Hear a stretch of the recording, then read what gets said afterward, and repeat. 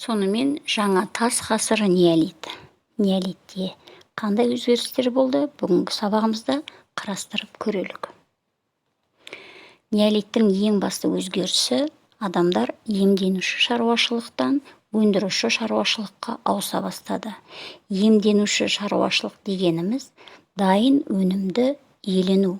Мысалы, аңға барады, аң аулап алып келеді. Термішілікке барады, өсімдіктің жемістерін жинап келеді. Бұның бәрі тек қана дайын өнімді иемдену деп аталады. Сондықтан да бұл иемденуші шаруашылық болып саналды. Неолит кезеңінде адамдар өнімді өздері игере бастады. Өздері өсірді, өздері өндірді, өздері жинады, өнім алды. Яғни өздері еңбек етіп, өсіріп, жинайтын, өнім алатын шаруашылықты өндіруші шаруашылық деп атаймыз. Өндіруші шаруашылық егіншілік деп және мал шаруашылығы болып бөлінеді. Неолитте мал шаруашылығы мен егін шаруашылығы қалыптаса бастады, бірақ оның қалыптасу тарихы қалай, неден басталды талдап көреміз. Мал шаруашылығы қалай қалыптасты? Біз білеміз. Ең алғаш рет адамдар күн көру үшін аңшылықпен айналысты. Аңшылыққа барған кезінде жас төлдерді олар өлтірмей қонысқа алып келді. Қоныста оларды ұстап тұру үшін, өсіру үшін ағаштан қоршаулар тоқыды. Осы қоршауларда олар жас төлдерді өсірді. Олардың байқағаны оларды көбейтуге болатындығын байқады. Уақыт өте келе алғашқы адамдар жабайы ит, шошқа, жылқы, қой, ешкіні қолға үйретіп, оларды өсіріп, бағып, жем-шөп беріп, оларды көбейте бастады. Демек, аңшылықтан неолит кезеңінде мал шаруашылығы қалыптаса бастады. Келесі өндіруші шаруашылық бұл егін шаруашылығы. Егін шаруашылығы қалай пайда болды? Ең алғаш рет адамда күн көру үшін, азық табу үшін терімшілікпен айналысты. Терімшілікпен бізде әйелдер айналысты. Құстардың жұмыртқаларын жинады, шөптердің тамырын жинады, ағаштардың жемісін жинады және дәнді дақылдарды да жинады.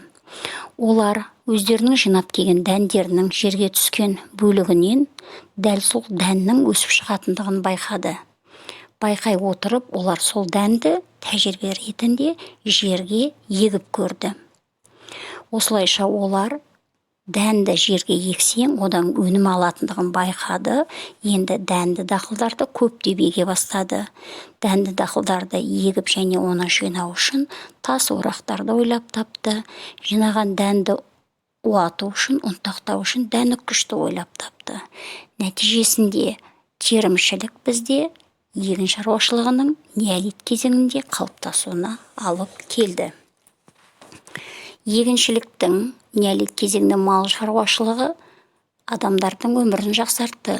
Олардың өнімі, азық-түлігі көбейе бастады.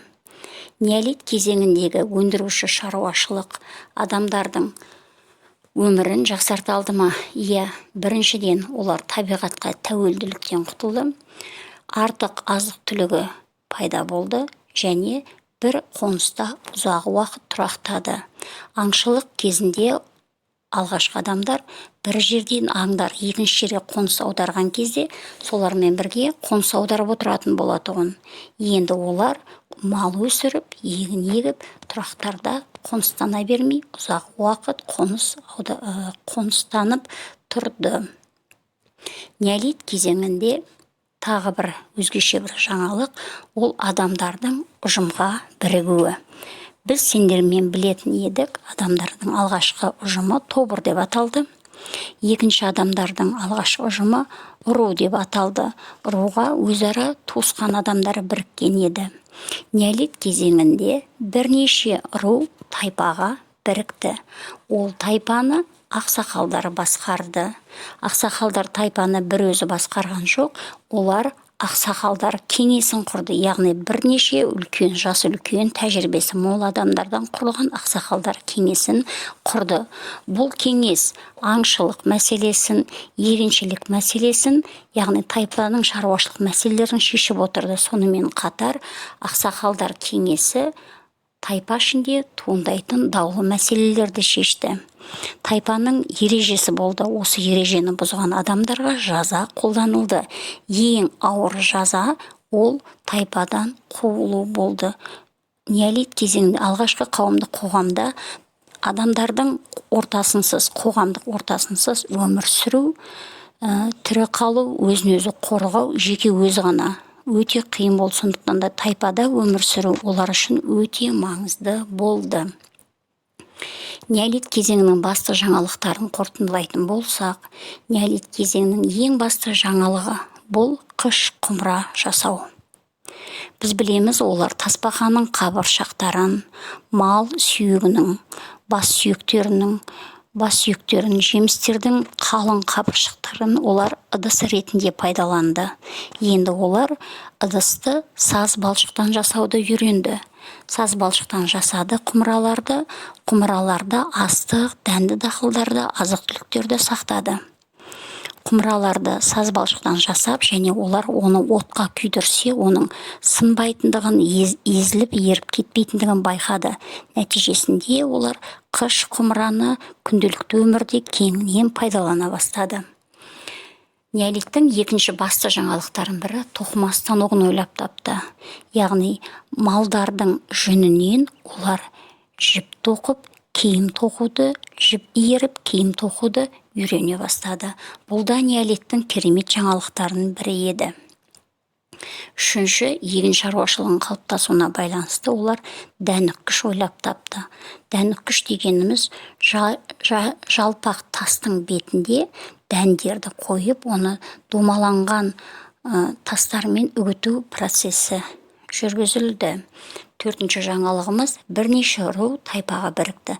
Тайпа руға қарағанда қуаты жоғары болып саналды. Сыртқы жаулардан қорғануда, ішкі қауіпсіздікті сақтауда тайпаның рөлі өте жоғары болды.